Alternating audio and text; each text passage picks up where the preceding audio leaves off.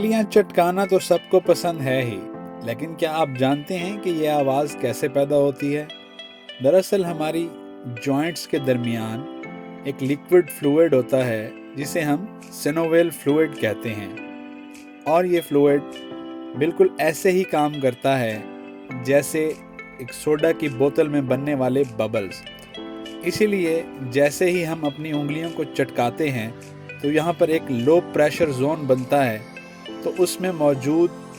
bubbles फटते हैं और हमें ये आवाज़ सुनाई देती है,